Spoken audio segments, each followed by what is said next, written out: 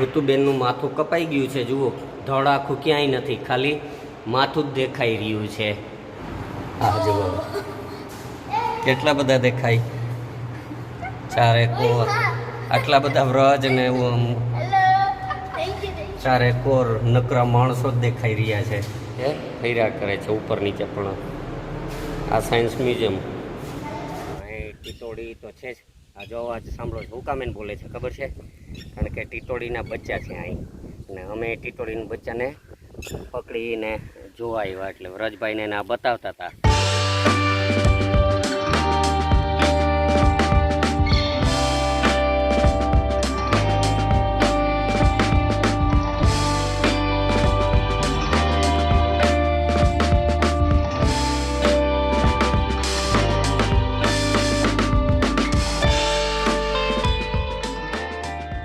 Hello friends, કેમ છે? આશા છે કે મજામાં જ હશો. આજે આવી પહોંચ્યા છે જૂનાગઢના ભવનાથ વિસ્તારના જંગલ વિસ્તારમાં. અત્યારે અમે નારાયણ ધરાએ છીએ. ચોમાસા દરમિયાન તો અહીંયા ખૂબ લીલોતરી અને ઝરણાનું પાણી હોય છે. અત્યારે હું અને ઋતુબેન ને વ્રતને ફરવા આવ્યા છીએ. તો આવો નારાયણ ધરાની તમને દર્શન કરાવું.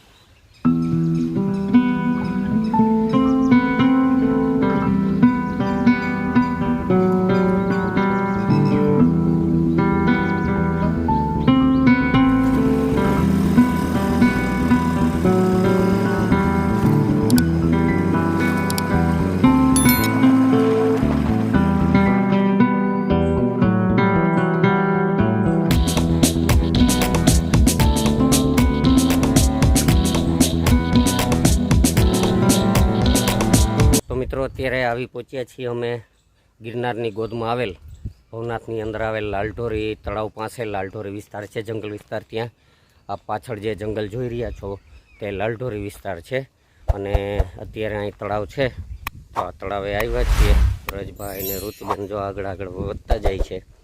અને તળાવ અત્યારે સાવ સુકાવા લાગ્યું છે, કારણ કે ઉનાળો ભરપૂર છે, તડકાનો સમય છે. મગર દેખાય તો ઠીક છે, બાકી અહીં થોડી વાર બેસું ને ફરશું. મિત્રો અત્યારે લાલઢોરી આવ્યા હતા, તો અહીં ટીટોડી તો છે જ. આ જો અવાજ સાંભળો છો, હુકામેન બોલે છે ખબર છે? કારણ કે ટીટોડીના બચ્ચા છે અહીં, અને અમે ટીટોડીના બચ્ચાને પકડીને જોવા આવ્યા, એટલે વ્રજભાઈને આ બતાવતા હતા કે એના બચ્ચા કેવા હોય.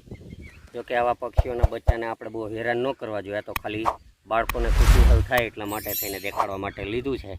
પાછું આપણે આગળ છોડી દેશું. અને જો કેવું છે આ બચ્ચું નાનું એવું, એની માવા બોલે છે એટલે ન્યાય એને જવું છે ઉતાવળે. નાની નાની પાંખું, હજી નાનું નાનું જ છે. જો ઉતાવળે ભાગવાનું કરે છે. હાથમાં લેવું છે ઋતુ? બીક લાગે?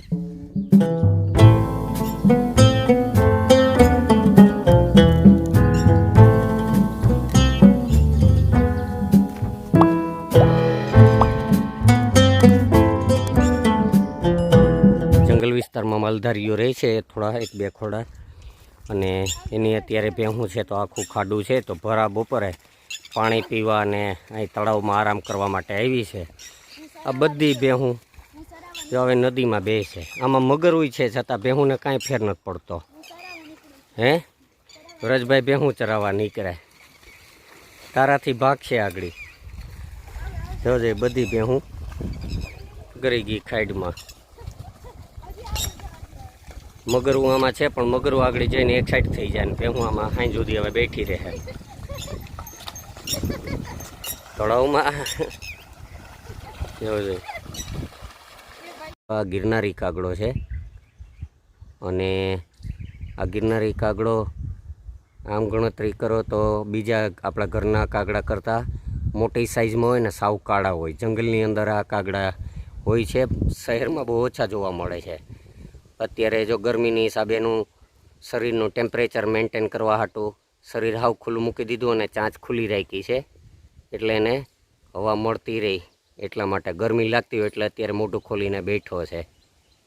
એને બેસવા દઈને આપણે નીકળીએ છીએ પાછા હવે ભવનાથ બાજુ.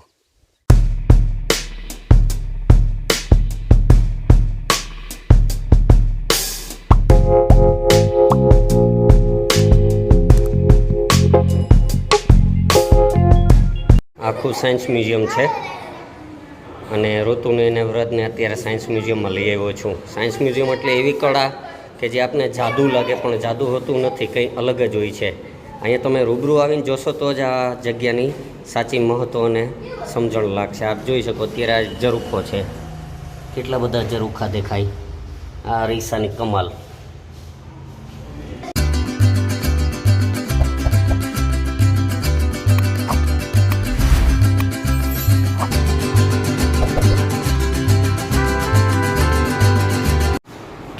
રેંગો આપને એમ લાગે કે ફર્યા કરે છે ઉપર નીચે, પણ આ સાયન્સ મ્યુઝિયમ. આ છે કાચનું આખું પ્રતિબિંબ. અંદર આવો દેખાડો. આ જુઓ કેટલા બધા દેખાય. ચારે કોર આટલા બધા વ્રજ ને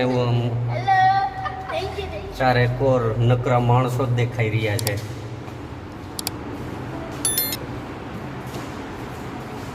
ચહેરો કે જે બાજુ તમે ફરો એ બાજુ જ તમારો ચહેરો જોતો જાય.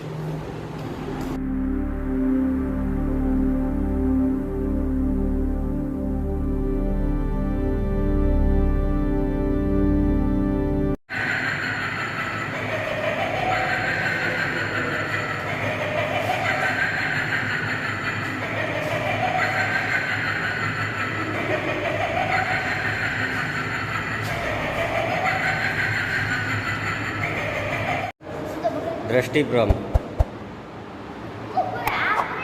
એ જ જોવાનું છે. જો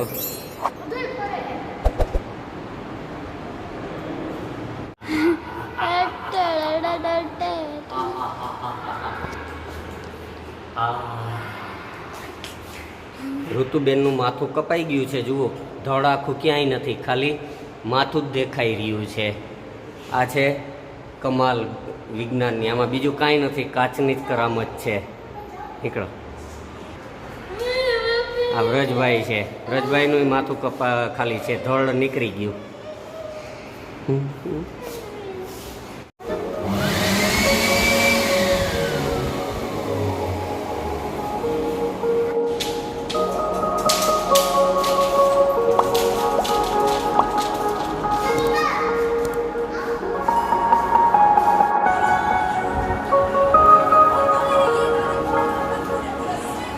ઋતુબેન પીરસે આજે મહેમાન છે એટલે બધા માટે જમણવાર તૈયાર. કેરીનો રસ, શાક ને સાડુભાઈ ને આવ્યા છે ને હારે ચિરાગભાઈ પણ છે, પાડોશી મહેમાન. અને આ મહેમાન આવ્યા છે તો મહેમાનને પૂરી વણવા બેહાડી દીધા છે.